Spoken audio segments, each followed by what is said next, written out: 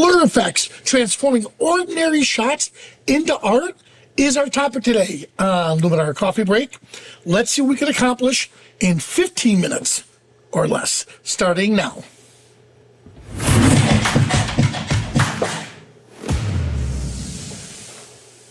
Hello, everyone. Yes, I did say 15 minutes or less. And the purpose, or the reason behind that is I have several shots I want to go through on using the blur tool. And I do want to reach out and thank my good buddy Dale Scott, because I asked him if he could have any coffee break topic, what would it be? His logic on it was, can you show how one tool could be used for multiple effects? And that's what we're going to do with the blur tool. All right. So let's dive in. Now I'm going to start with, let's start with this image here. So let's use the new blur effect.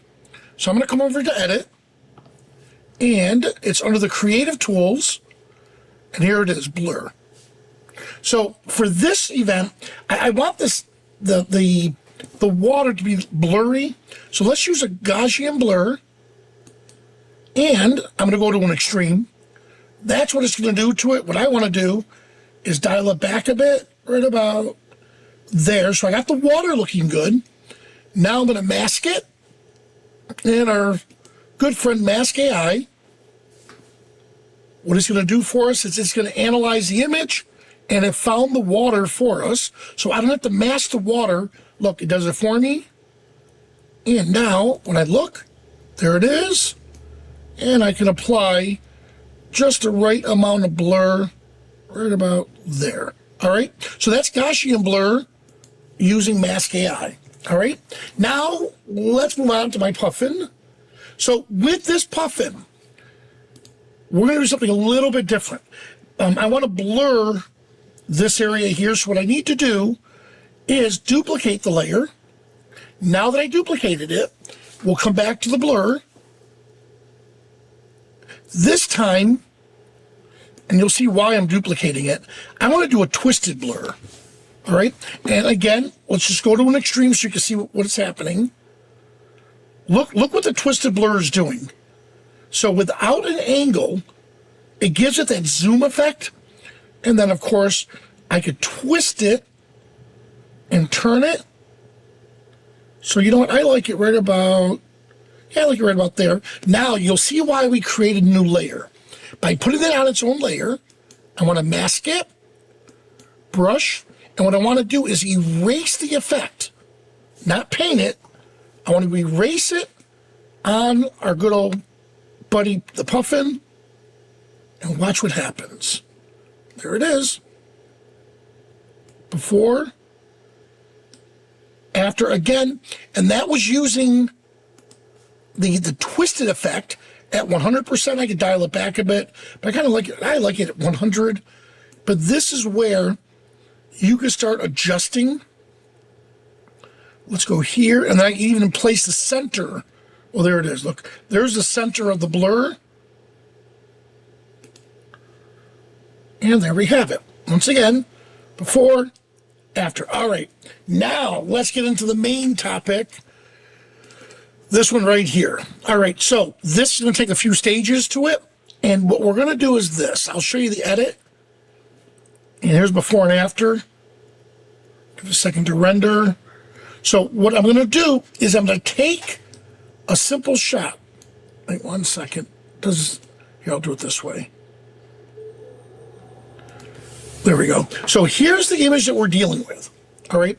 So what we're going to do, just real quick, is I do need to fix this image itself or process it. That's a better way of saying it.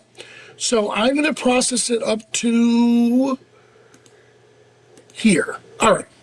So all I needed to do was process this bottom image. Now let's get rid of, I'm going to remove that layer, and I'm going to remove this layer. Good. All right. So once again, here we are. This is the original image. This is how I processed it. I'm not going to get into the whole processing part of it because that's not the topic. The blur is. So now that I have it the way I want it, all right, Now I have to duplicate this layer here, because that's where we're going to apply the effect. And once it comes in, let's move it to about 50% opacity.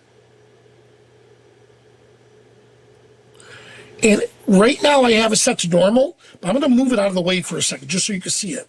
Look, there it is.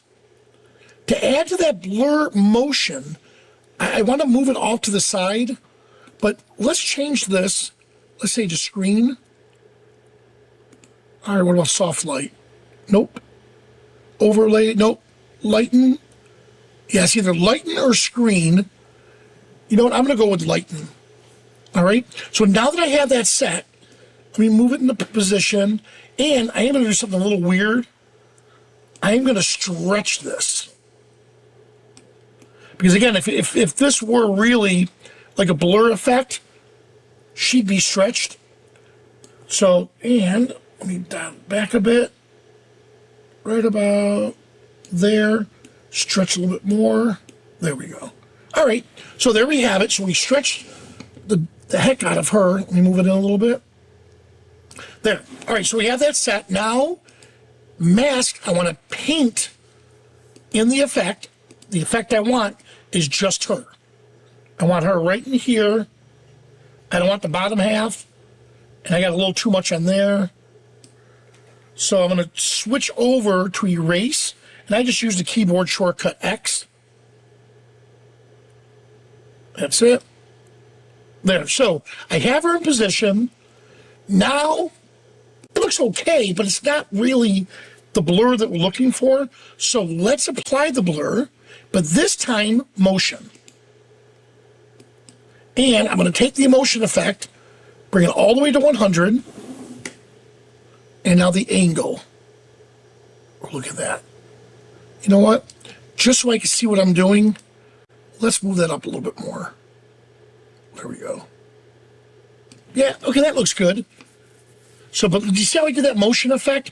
Well, I did the motion here, and notice because I committed to it, it's here now. So before, after, and we did 100, and it was 28.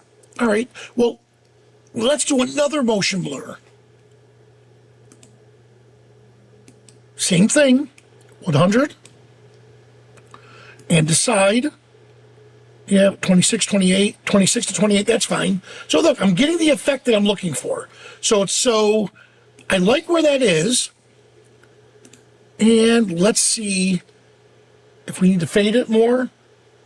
Nah, I think right about there is good. No, that's good. All right, so that's nice. We have it all set, but now let's add a little more to this. Well, let's click the plus icon, and let's drop a flare in here. And with this flare, what I want to do is I want to stretch it to make sure it fits the entire scene. Here's fill. Here's fit. Yeah, stretch is fine. Ooh, look at the change it did, which is pretty cool. So I like how that, see how that added to it. But now what I need to do is, let me see. Yeah, that looks good. I am going to try to add a vignette onto this layer. So let's go to Essentials. Vignette. Here we go. Darken the edges. All right. And then feather it just a little bit. Now, because it's probably under screen, let's see. Yep, because it's screen, you're not seeing the vignette as rich as we want it. But I like where this is at, so I'm going to leave it like this for now. And then let's add another, let's see if we can add some bokeh effects to it. Let's see what this looks like. Ooh, that's interesting. You know what, I do like that. All right, so I'm going to move it over in position. All right, so adding a little more flair to this. And while we're at it, let's erase the effect on her. That's it. And I'm going to take the strength way down. Let's remove some of it on the background.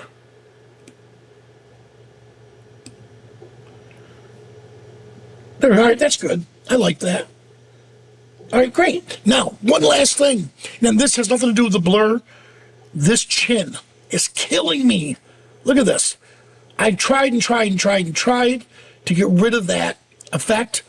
So what we're going to do is this. I'm going to export it. And once again, I'm going to name this temp. Once we get a stamp or merge layers, I don't have to do this extra step, but for now I have to. I'm going to call it temp, and I'm going to put it in the complete folder so I know where it's at. So what I'm doing right now is I'm flattening the entire image. All right, once I get it flattened, there we go. Let's go to that layer. There it is. All right, here it is. So a couple things I want to do to it. One, before I forget, is I do want to add that vignette again. There we go. Look at that. And I'm going to choose her as the subject. Oh, I like that much better than the original. All right, so I have that set. Now, I need to get rid of this because it's killing me. Well, let's duplicate that layer. Now watch what we're going to do on this. Real simple. I'm going to move the opacity down just so I can see where I'm going to be at. And I like this area here. So let's just move it up a little bit. And all I'm doing is I'm moving that purple over the blur area. And now I'm going to come in for masking, and I'm going to paint. Just one little click. There we go. Now let's move that up again. Here we go. There we are.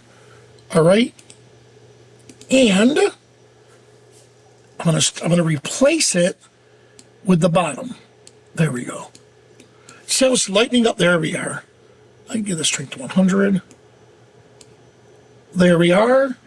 Oh, look how I got rid of it. But I'm going to bring back just a hint of it.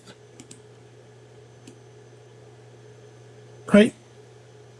There, got it. All right, so now I like it. Actually, I like this version much better than my original. So here we are. Here's the blur. I'm sorry, not the blur, but the shine. That's how we remove the shine. And then let's come over here to this original here. And edit. Let's see before and after. Yeah, it's something to do. So that before and after should be showing up real quick. Right now, I know the issue is my external drive is being a little bit slow, so it's not showing it.